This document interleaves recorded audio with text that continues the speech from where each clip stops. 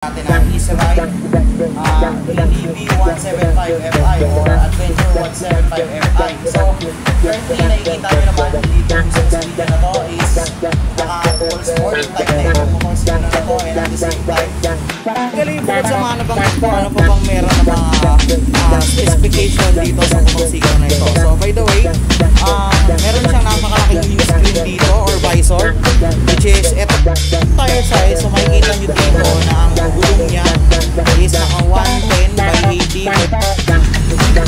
Okay. Wow. So sobrang ganda pala talaga na ito, lalo sa instrument panel. So okay, so yun nga mga dre. So meron tayo ngayon sa harapan natin na Easy Ride Adventure 175Fi. So before natin simulan ang pag-walkthrough dito tsaka pagre-review, intro muna tayo.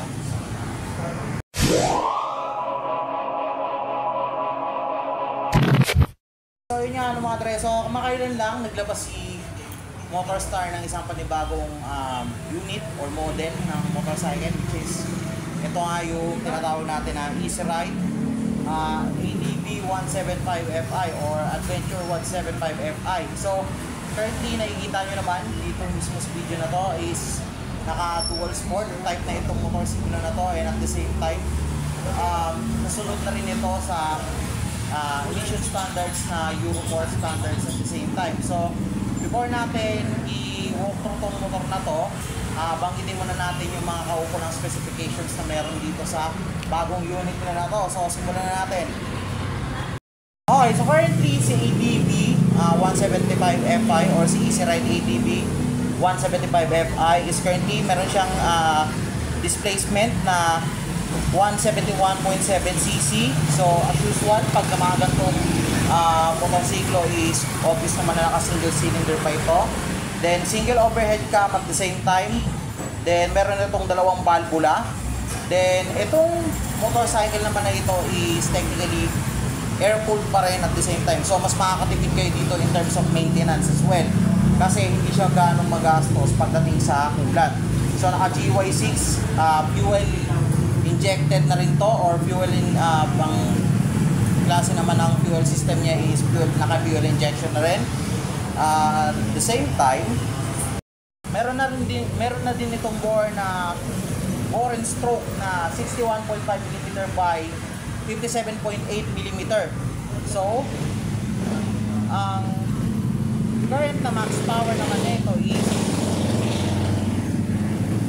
nasa 11.5 horsepower at 8,000 RPM or revolution per minute. Then ang torque naman nito is 12.4 Nm at 5,000 RPM. So mukhang malakas ang isang to, naka 175 din ang ano nito ADB na to. So ikutin natin tong motor na to for a while. So tara, halika. Ito tayo. Bukod sa mga nabanggit ko, ano pa bang meron ng mga specification dito sa motorsiklo na ito. So by the way, meron siyang napakalaking windscreen dito or visor, which is ito is yun nga lang medyo hindi siya adjustable, pero kung pwede mo naman siya papalitan kung tutusin, kasi halos lahat ng mga gumagamit ng mga maxi scoot naka dual sport is usually nagpapapalit din sila ng mga visor. Pero para sa akin, it is more usual na mas paguro sa akin na gumamit ng gantong klase ng visor, since na malaki ang advantage ng gantong klase ng visor, since na hindi ko masyadong tatamaan ng hangin, or mas tama lang yung tama ng hangin sa iyo while driving. So in front, so dito sa baba, eto medyo na ano ako dito, alam ko medyo yung iba napepeke dito pero dito wala siyang air intake. Then meron pa siya ditong parang lalagyan ng camera at the same time. So medyo masungit yung itsura niya in terms to dito mismo sa headlight niya. So yung DRL, yung daytime running light niya, color white, naka LED na rin. Then the same time pati na rin yung kanyang headlight. So take note mga dre, etong headlight niya is naka LED na rin. So naka quad LED projector na rin ito. So napakaganda niyang tingnan, and at the same time napaka astig, lalo na kapag binabiyahe mo to sa gabi. So nakikita ko na dito mismo sa part na to na ang angas niya talagang tingnan. Tsaka kung tutusin, pag tiningnan mo ng malayuan to, mukha talaga siyang malaki, ay ano talaga eh, malaki talaga siya tingnan kung tutusin. Kahit ako nung unang kita ko lang din dito sa bike na to is sobrang ano, nalakihan din talaga ako compared dun sa gamit ko ngayon na RFI 175. So bukod pa doon, meron din dito sa front na ayan.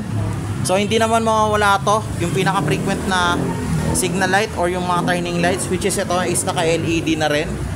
Then yung pinstripes na design, which is yung Sports 175 Fi. Yan din, isa rin to sa kinaganda na design nito, especially naka sa color white at the same time. So by the way, meron nga pala tong available na 3 colors, which is yung black, gray, tsaka yung white. Ito, so puro gloss yon.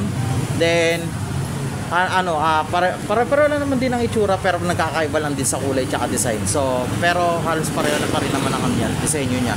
So yun. Then at the same time, naka telescopic port na rin ito. As usual, as it na naka maxi scoot din ito. Then ito naman, dito naman sa baba is naka disc brake na rin. So naka single piston caliper na ito at the same time. So yun yung isa sa mga pinaka-advantage ngayon na makikita natin ngayon dito sa Motorstar ngayon in terms of their upgraded versions at pagkakama sa mga newest version nila na or newest version models ng kanilang motorsiklo. Okay, so punta tayo sa tire size. Punta tayo dito sa kabila. Tire size, so makikita nyo dito na ang gulong nya is naka 110 by 80 by 14 ang harap o yung pinaka front na tires nito. So as usual, malaki din, and at the same time ang pinakamalaking advantage nito is mas madaling i-balance yung motorsiklo habang dinadrive mo. So akmang-akma talaga yung design ng gulong niya in terms of any kind of terrain na kung saan mo siya pwedeng ibiyahe, especially kung nasa off-road or nakapatag ka man. And also hindi ka ganun kadaling madudulas at masesemplang habang dinadrive mo itong motor na ito. So punta tayo sa pinaka front. So handlebar, so ito yung nagpaganda sa aesthetic niya. So basically naka handlebar, so usually ito given na to kapag gumagamit nakagamit na tayo ng mga dual sports bike. So they are usually built yung mismong bike nila, especially kapag naka maxi scoot type na dual sport, lagi nyong tatandaan na naka naked handlebar yun ang pinaka default nila na handlebar na ginagamit or yung pinaka aesthetic na design ng handlebar nila para umakma naman talaga dun sa motor. Then at the same time, hindi pa rin mawawala yung mga switches nito, pagkabilaan, kaliwat kanan. So punta muna tayo dito sa bandang kanan. So bandang kanan, meron silang kill switch, then ilaw, at the same time yung electric start nito. So dito naman sa may bandang kaliwa naman, dito naman yung high beam and low beam. So sa harap meron din siyang passing light, then horns. So ito yung pinaka niya, yung sa kusina niya. Then also yung turning lights or yung signal lights. Then syempre, dahil nga sa bagong model nila ito at bagong unit na rin, etong instrument panel nila is purely naka digital LED na rin. So sa ngayon hindi ko pa mapapakita because wala pa itong battery, and at the same time hindi ko pa totally mapapavisual sa inyo sa pagkakataong to dahil hindi pa nilalagyan pa lang nila to ng battery kapag halimbawa na i-release na nila sa customer. So kung gusto nyo makita, try nyo lang din manood ng iba pang videos na may review din ito. So makikita nyo yung actual na LED display netong digital dashboard nila o yung digital instrument panel nila. So another that one, so disuse pa tong part na ito.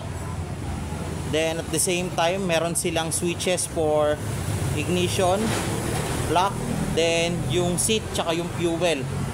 So katulad din to ng mga typical na maxi scoot na nakikita ko na meron din silang mode kapag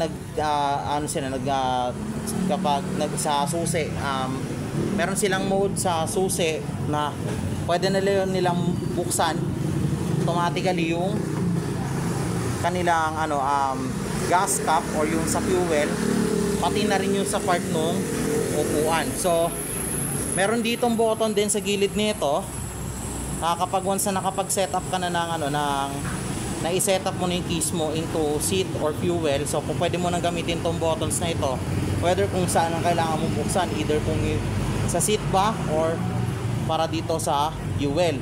So since na maxi scoot ito, so given na rin na meron tayo ditong side pocket o yung bulsa kung tawagin nila dito sa gilid nung o sa harap nung motor siklo mo mismo. Okay, so ikutin natin ng konti para mas makita natin. So meron siya dito na bulsa or pocket, pwede mong paglagyan ng phone. Yun nga lang, medyo wala lang takip ito, pero goods na rin kasi malalim na rin to.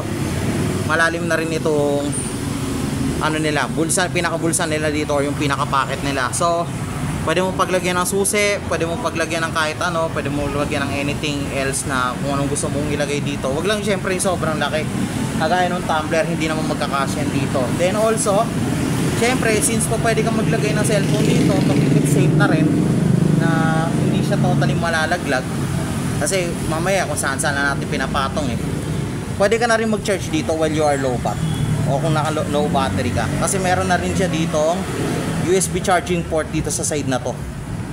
So anything naman na charger po pwede dito, basta USB type.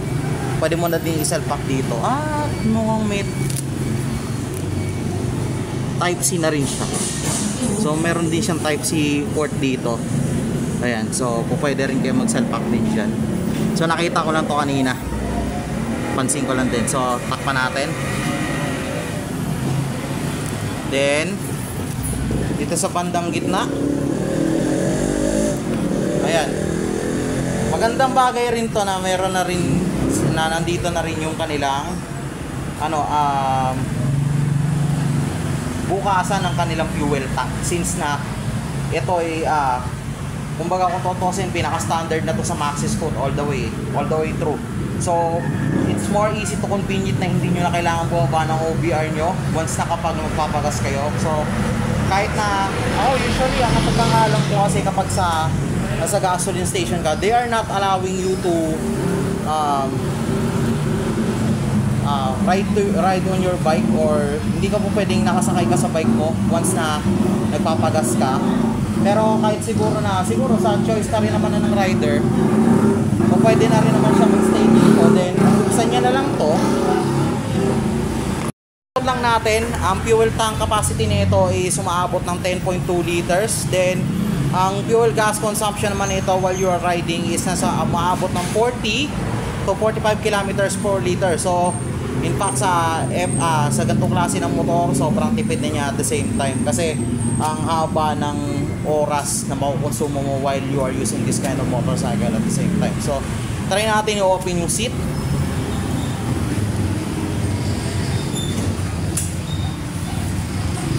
Okay, so napakalaki din ng compartment na to. So I think it's a usual na po pwede nang magkasya dito yung half face helmet, all the same through. So wala akong idea kung ilang liters ang capacity ng nila na to, compartment.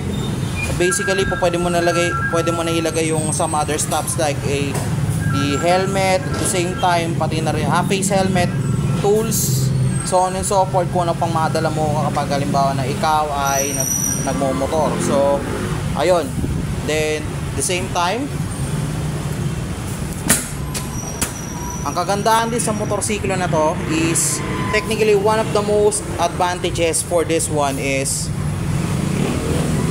meron ang kanilang bracket sa likod o yung kanilang grab bar is naka-ready na for a naka-ready na siya para sa paglalagay ng box or ng another top box dito sa likod mismo. So halos lahat ng unit ngayon na nakikita ko kay Motorstar is naka-ready na siya for a top box integration. Since then is ito, lalong na to is naka dual sport adventure bike din ito. So akmang-akma din na pwede din itong lagyan ng another top box din dito sa likod. para maging extra compartment din niya if ever na meron pang extra pang dalahin yung mismong user o yung rider na gagamit din ito all of the same time. So napunta na tayo sa likod, so ituloy-tuloy na natin. Okay, so yung pinaka step knot or yung pinaka ano niya, tapakan nung mismong OBR ninyo. So hindi siya ganun, although nandito siya sa gilid, then more convenient din naman siya ilabas kung tutuusin kapag once na inano na natin to, gagamitin na natin. So walang kahirap-hirap na po pwedeng itiklopin or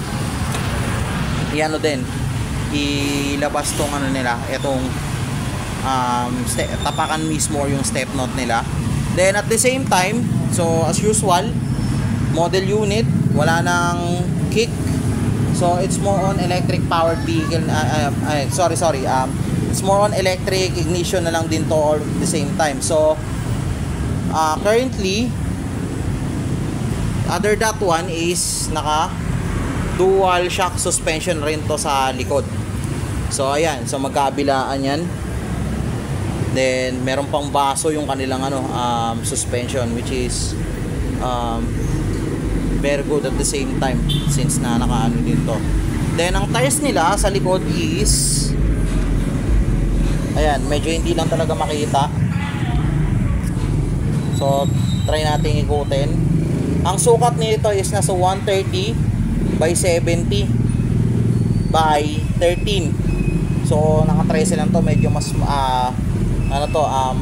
pero mas malapad ito kung tutuusin. So same din, nakapang off-road siya or nakapang dual sport na gulong. So akmang-akma din siya for kahit anong klase ng daanan, especially kung lubak or kahit sabihin na rin natin na patag yung dadaanan mo. So yun. Then plate holder check, meron din. Then at the same time, naka-LED na rin ang kanyang turning lights dito sa likod. Ganon din dito yung taillight niya. So ayun, halos ganto yung itsura. Then punta tayo dito sa kabila. Etong given na to na meron na din siya dito ilaw para dito sa plate number. So punta lang tayo dito sa kabila.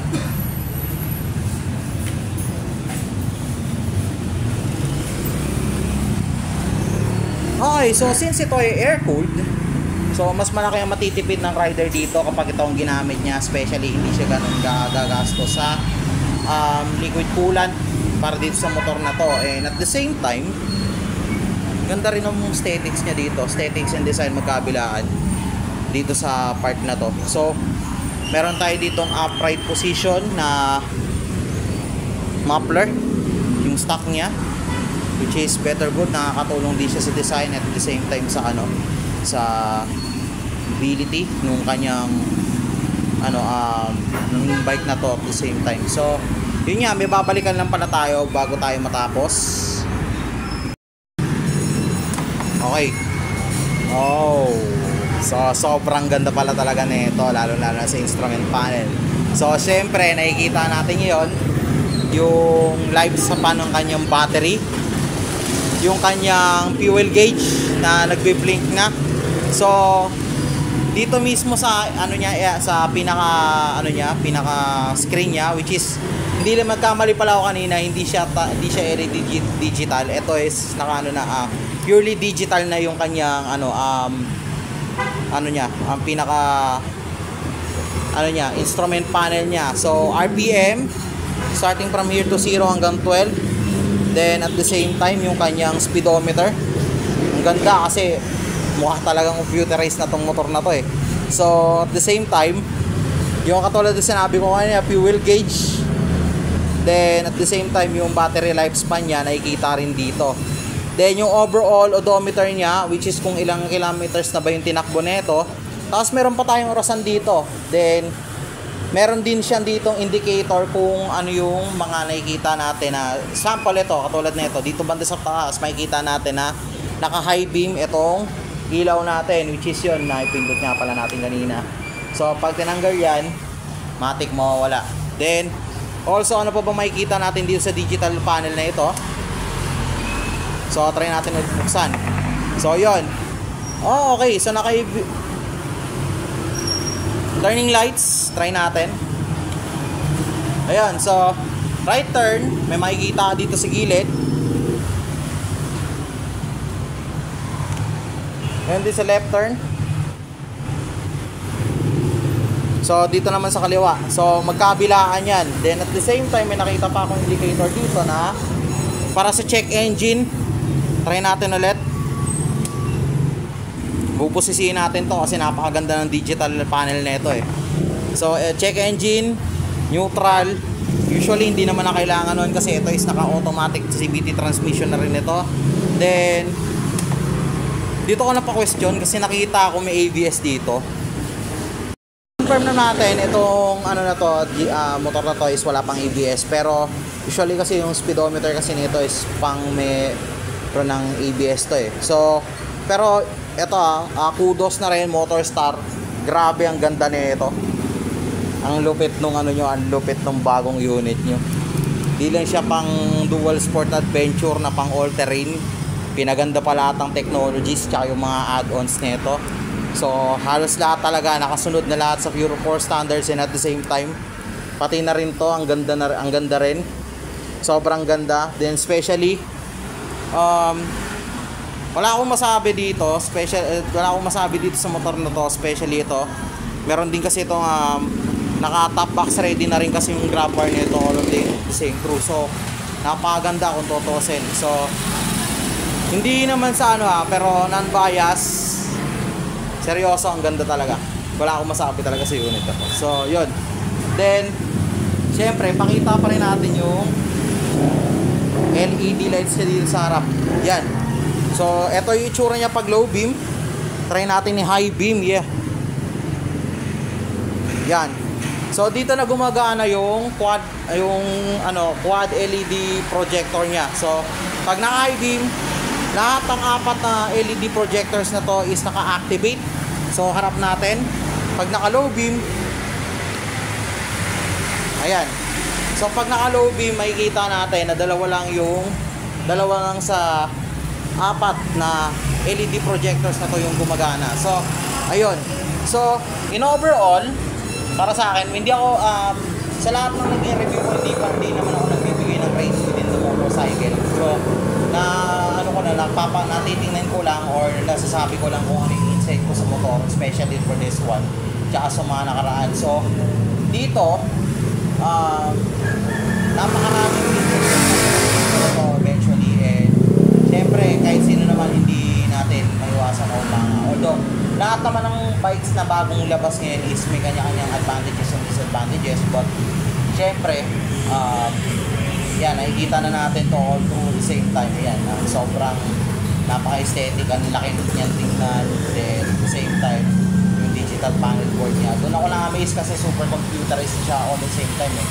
Then yun, halos andito na rin yung qualities ng pagiging adventure, dual sport adventure bike na itong motorsiklo na to. So yun, so abangan nyo lang, magkakaroon pa tayo ng maraming reviews dito sa Motorstar bagong silang branch, which is yun nga, malolocate lang din ito mismo along the Lot 34, Block 78, Phase 9, bagong silang Caloocan City. So dito lang yan sa mga bagong silang. So yung malalapit dito sa branch na to, especially Phase 8, Phase 9, Phase 10, bagong silang, pwede yung puntahan to para ma-avail ko mismo or makapag-campus kayo ng motorsiklo dito sa loob ng Motorstar Motorstar bagong silang North Caloocan.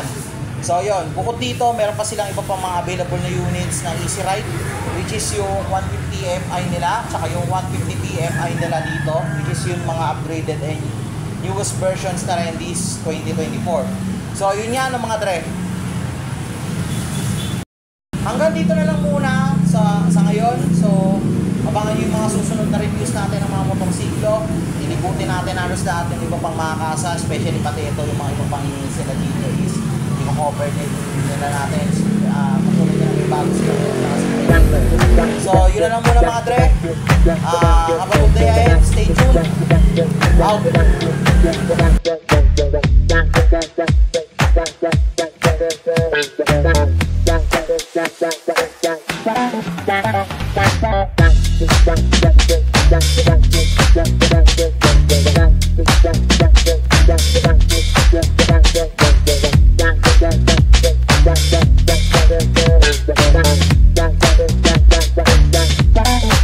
mga dre, nakalimutan ko pala i-highlight kanina yung bandang rear part ng motor.